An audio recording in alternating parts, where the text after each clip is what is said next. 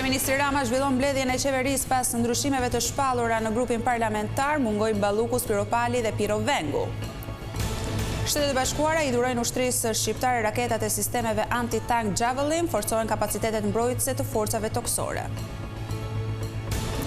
Caktohen në short 3 gjyqtarët që do të shqyrtojnë dosjen e Erion Veliajt. Kryebashkiaku i Tiranës akuzohet për korrupsion, pastrim parash dhe fshehje pasurie. Prokuroria e posaçme e kërkon dënimin me mbi 34 vite burg për 23 punonjës të Universitetit Bujqësor, ata akuzohen për manipulim të tenderave.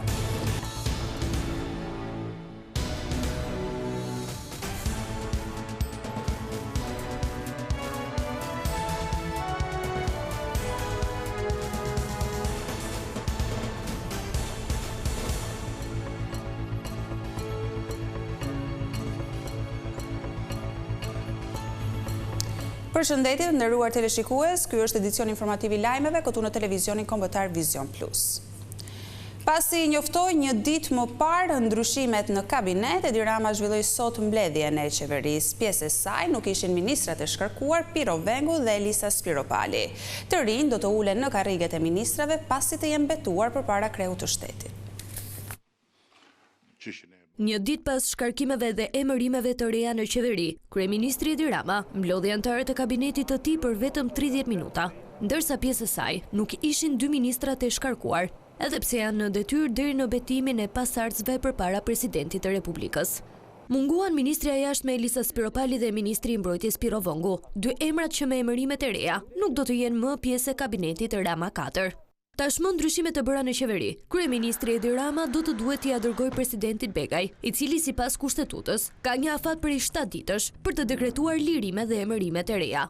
Pas dekretit nga kreu i shtetit, ministrat e rinj do të votohen në parlament dhe me dritën jeshile të 140 deputetëve i mbetet betimi në presidencë, ku më pas marrin zyrtarisht detyrën. Ditën e njëjtë gjatë mbledhjes së grupit parlamentar, kreu i qeverisë bëri 7 ndryshime në kabinet. Zëvendës kryeministria e re do të jetë Albana Koçiu, ndërsa vendin e saj si ministër i brendshëm e zë Besfort Lamallari.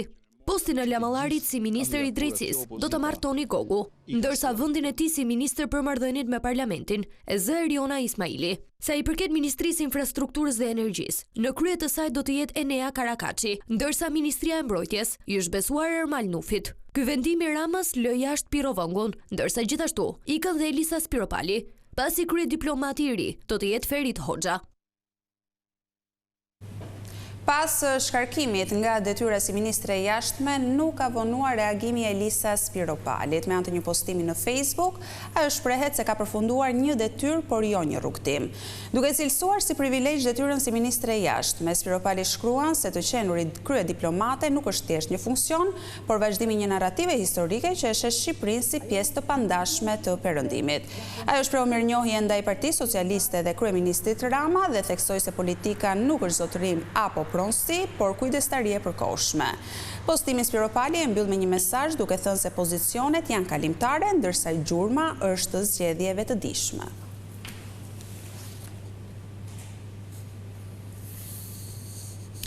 Shtetet e Bashkuara të Amerikës i dhuruan ushtrisë shqiptare raketat anti-tank Javelin, të cilat forcojnë kapacitetet mbrojtëse. Ngarkuara me punë e SBA-s në Tiranë, Nancy Van Horn deklaroi se kjo është një pagesë paraprake për paqen përmes forcës.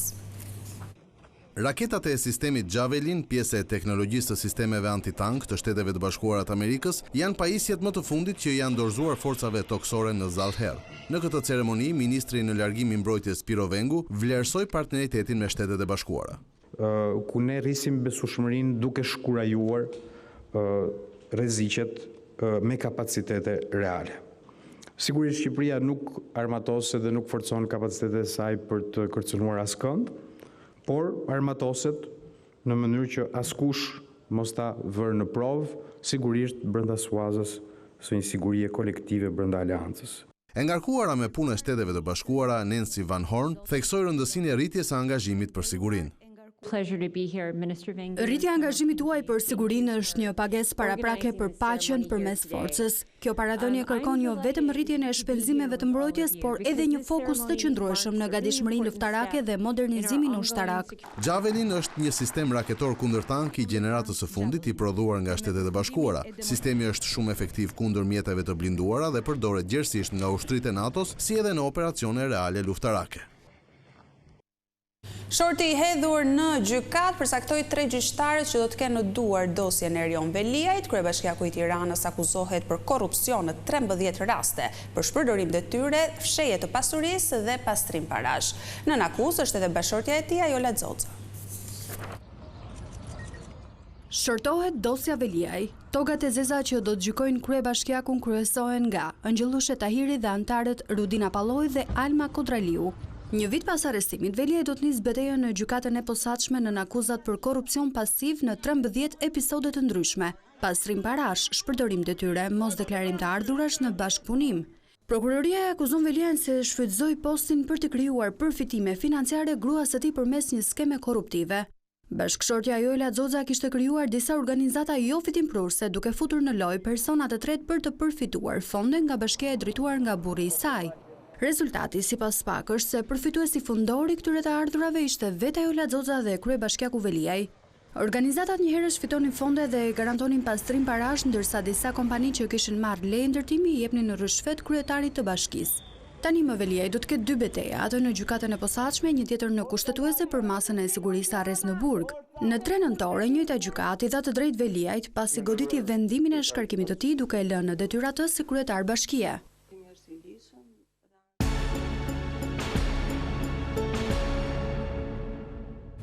5 persona, 4 prej të cilëve shqiptar janë ndaluar në Spanjë si rezultati një operacioni të zhvilluar nga autoritetet vendase në bashkëpunim me policinë shqiptare.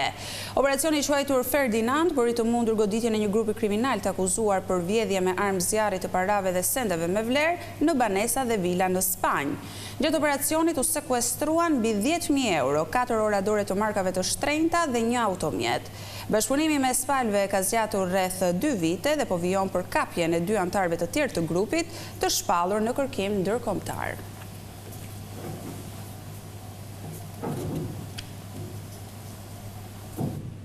Prokuroria e posaçme kërkon dënimin me burg të gjithë personelit të Universitetit Bujqësor që akuzohet për abuzime me tenderat, por për pjesën më të madhe të tyre, SPAK thotë se dënimi mund të konvertohet në shërbim prove. 34 vite e 6 muaj burg kërkoi prokuroria e posaçme për të pandehurit e dosjes bujqësore. Janë 23 në punës të vënë në akuzë për manipulim të tenderave publik të Universitetit Bujqësor të Tiranës. Sipas SPAK, ata dolën zbuluar pasi u vunën përgjim, teksa bashkëpunonin duke paracaktuar fituesin e tenderave që do t'i ndërtonte universitetit laborator. Zëvendës rektoren Romina Koto, prokuroria kërkon ta dënojë me 1 vit burg, por në alternativë t'i konvertohet në shërbim prove për një periudhë 150 orë. Për Ilir Kapaj, zëvendës rektorin tjetër, SPAK kërkon që të dënohet me 1 vit e 6 muaj burg, por në përfundim të vendoset në shërbim prove për 24 muaj. Administratori Edmond Tërthoria për prokurorin Dritan Prençi duhet të dënohet me 3 vjet burg. Ndërkaq për 20 të tjerët, SPAK kërkon shpalljen fajtore dhe dënimin me nga 1 vit deri në 3 vjet heqje lirie. Por në përfundim dënimi i tyre të konvertohet gjithashtu në punë ndaj komunitetit. Kanë qenë 9 procedura prokurimit të zhvilluara në vitin 2022 me një vlerë të prokurimit 90 milion lek. Sipas organit të akuzës, të pandehurit bashkëpunuan për të paracaktuar operatorin ekonomik për pajisje dhe mallra. E po ashtu prokuroria thot se ka zbuluar shkelje edhe në fryrjen e faturave. Pas hekurave, shkurtin e kaluar përfunduan 5 zyrtar dhe pronari i shoqërisë Krijon SHPK që merrte tendera Piro Zoga. Ky i fundit zotron kompani që importojnë pajisje laboratorike. Por këta të 6 do të gjyko. Në Rjoll vijojnë përplasjet e banorëve të zonës me policin kundër ndërtimit të një resorti turistik në zonë. Gjatë përplasjeve, 2 prej banorëve janë lënduar dhe kanë humbur ndjenjat, ndërsa janë dërguar me urgjencë në spitalin e Shkodrës.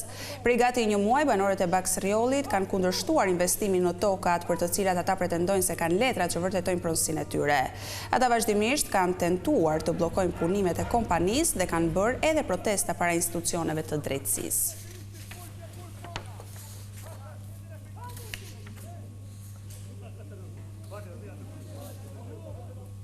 Një tjetër problem që vjen si pasojë e dëmtimit të rrugës së Juglindjes është shtyrja e seancave gjyqësore në apel. Të burgosurit nuk mund të lëvizin për shkaqe sigurie, e po ashtu avokatët humbin shumë kohë duke kaluar në rrugët alternative. Bllokimi i rrugës Prenjes-Librash ka sjellë shtyrjen e mas të seancave gjyqësore për qytetarët korçar, të cilët duhet të paraqiten në kryeqytet apo dhe për avokatët, të cilët duhet të shkojnë pranë gjykatës së rrethit gjyqësor të Korçës. Avokati Kristi Koçibelli tregon se rruga alternativ nuk plotson kushtet e sigurisë për të transportuar të burgosurit, ndërsa seancat gjyqësore po shtyen. Jemi informuar që gjithë kjo problematike e dëmtimit apo shkatërimit të rrugës ka pasjell edhe problematika për sa i përket ecërisë apo zbatimit të seancave gjyqësore. Në shumicën e rasteve, për të gjithë ata prokurorë gjyqtar, palë apo edhe të arrestuar apo të pandehur, të cilët vinë nga qytetet e tjera apo nga zonat e tjera, seancat janë shtyrë dhe ende gjykata nuk ka një qëndrim se si do vijojë me këtë problematikë. Për avokatën Entela Dvorani, mbyllja rrugës shkakton dëme tek qytetarët, duke sjellë vonesa dhe peripeci pafund për ata.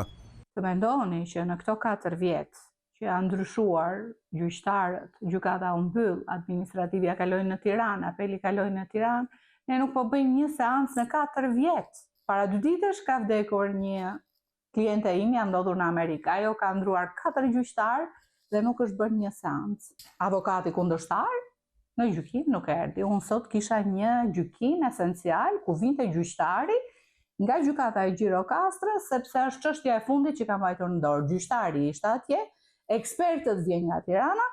Bllokimi i rrugës Prenjes-Librash po sjell çdo ditë më shumë probleme në jetën sociale dhe ekonomike të Juglindjes. Rritja e fluksit të qarkullimit pas shembjes rrugës kombëtare në Dragostunj të Librashtit ka detyruar institucionet të forcojnë masat e sigurisë rrugore. Bashkia Librasht në bashkëpunim me Policinë e Elbasanit ka vendosur sinjalistik ndaluese për mjetet e tonazhit të rënd dhe autobusët mbi 40 pasagjerë, duke u ndaluar qarkullimin në akset rurale Spathar rruga antike Egnatia, Dardh Hotolisht dhe në segmentin Dragostunj Hotolisht për të shmangur mbi ngarkesën e tyre. Monitorimi në terren po kryet 24 orë, ndërsa autoriteti rrugor shqiptar ka shtuar sinjalistikën orientuese në aksin alternativ Elbasan-Gramsh-Lozhan-Maliq. Ndërkohë, segmenti i dëmtuar në arat e Gurës është bllokuar plotësisht në një perimetër mbi 3 kilometra për të garantuar sigurinë dhe vijimin e punimeve.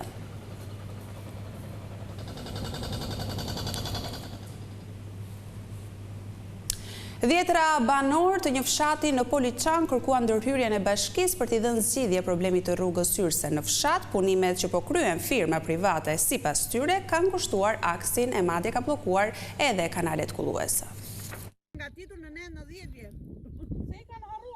Banorët e fshatit Tërpan në bashkinë e Poliçanit kanë dalë në protest. Ata kanë bllokuar rrugën nacionale e Tërpan përmet për rreth 1 orë me shpresën se shqetësimet e tyre do të zgjidhen. Sipas tyre, rruga hyrëse e fshatit është ngushtuar dhe ata nuk po hyjnë dot në shtëpi dhe në plantacionet me ullinj, ndërsa janë bllokuar edhe kanalet kulluese duke bërë që ujëra të vërshojnë nëpër fshat. Ne kanë bërë rrugën shumë të ngushtë. E kishim rrugën e gjerë, na kanë bllokuar dhe kanalin. Na vjen i gjithë ujët e malit na kalon në atë rrugë aty dhe nuk kalojnë dot, është e pamundur të kalohet. Na rruga kryesore për të zbritur poshtë që lidh komplet fshatin të Tërpan lagje, 5 lagje, është bllokuar mund hyrjet. Aty nuk hyn dot as makinë, as kombajn, as një jetë tjetër. Kërkojmë rrugën dhe rruga që del nga këto 5 lagje është burim aksidenti. Firma as do të dinë se ku ka vajtur guri, se ku ka vajtur ledhi që ka shkar. Nuk kemi kundërshtim mos të bëhet rruga. Të bëhet edhe rruga, të bëhet apo të bëhen me kriteret e duhura që i takon. Banorët bëjnë apel për marrjen e menjëhershme të masave për hapjen e rrugës së fshatit që të mund të futen lehtësisht me mjete drejt shtëpive dhe me mjete bujqësore drejt tokave me pemë. Administratori i Njësisë Administrative Tërpan, Fatmir Çela, ka pohuar se banorët kanë të drejtë pasi prej disa ditësh punimet e firmës kanë bllokuar e ngushtuar rrugën dyrsore në fshatin Tërpan. Ai ka deklaruar se ja ka përcjell shqetësimin e banorëve në bashkinë Poliçan, nga e cili është konfirmuar se do të ndërhyjet në mënyrë të menjëhershme për të zgjidhur këtë problem.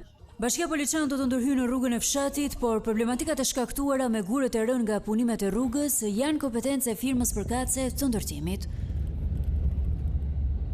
Një projekt i Ministrisë së Kulturës parashikon rihetëzimin e qindra kullave në zonën e Veriut. Autoritetet kanë bërë evidentimin e tyre, më pas do të jepen fonde për të shndërruar edhe në atraksione turistike. Kullat karakteristike të veriu do të rijetëzohen për të vënë në shërbim të turizmit kulturor dhe historik. Projekti më i fundit i Ministrisë së Kulturës, Turizmit dhe Sporteve, i mbështetur nga fondet e qeverisë gjermane, synon identifikimin, restaurimin dhe funksionalizimin e këtyre objekteve me vlera të veçanta arkitekturore. Takimi i radhës u zhvillua në Bashkinë e Malësisë së Madhe me pjesëmarrjen e banorëve që i kanë ruajtur kullat ndër vite. Drejtori i Trashëgimisë Kulturore Shkodër Helidon Sokoli bëri të ditur se vetëm në rajonin Shkodër Mirgjit Kukës janë identifikuar mbi 200 kulla dhe procesi i evidentimit vijon. Ne jemi goxha të kënaqur sepse janë mbi 200 aplikime që janë bërë në territorin që administron DRTK Shkodër, që kalon pra në mes 3 qarqeve, Shkodër, Lezhë dhe Kukës, dhe tash i presim me përfillimin e kësaj etape. Sipas tij, pas përfundimit të kësaj faze do të nisë financimi për rijetëzimin dhe rikthimin në funksion të tyre.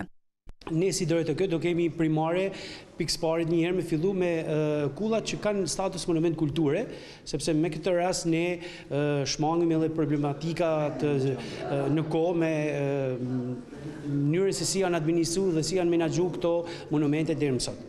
Banorët e mirëpritën projektin duke theksuar se përveç ndikimit në zhvillimin e turizmit, ai kontribuon drejt për drejt në ruajtjen e identitetit ndërtimor shqiptar, veçanërisht atë të zonave veriore. Në emër të Bashkisë së Malësisë së Madhe, kryetari Tonin Marina i garantoi angazhimin për pajisjen e kullave me dokumentacion të rregullt pronësie, duke i konsideruar ato pasuri me rëndësi kombëtare. Për të 5 vit me radhë, një nxënës i Gjimnazit Alidemi në Vlorë është shpallur fitues i Olimpiadës së Matematikës, por kjo shkollë ka edhe të rinj të tjerë që kanë shkëlqyer në konkurset në rang kombëtar. Gjimnazi Alidemi në Vlorë vijon të nxjerrë vit pas viti gjimnazistë ekselent në fusha të ndryshme. Shkencat eksakte dhe teknologjia e informacionit kanë triumfuar edhe këtë herë në Olimpiadën kombëtare. Jamar Berushitaj, nxënësi që triumfon për të 5 vit radhazi në matematik, Emilio Pulaj në informatik dhe Sara Brakaj në fizik, janë vetëm 3 nga 7 më të mirë të qytetit të Vlorës në rang kombëtar.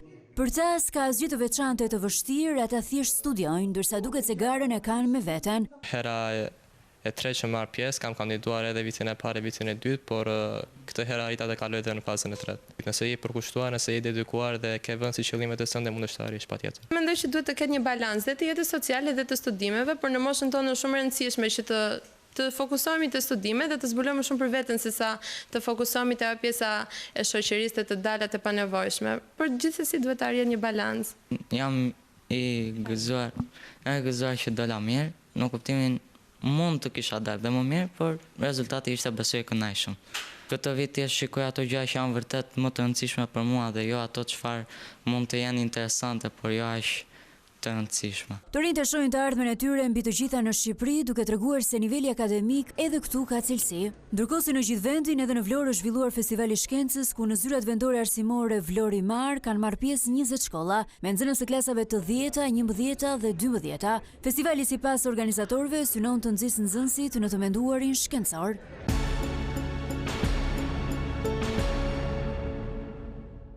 Receta e mjeshtrit italian Roberto Cavalli e sjell birrën Stella me një shije të re unike në tregun shqiptar. Produkti po ashtu vjen me një paketim ndryshe që e mbron dhe ruan birrën derisa ajo mbërrin tek konsumatori.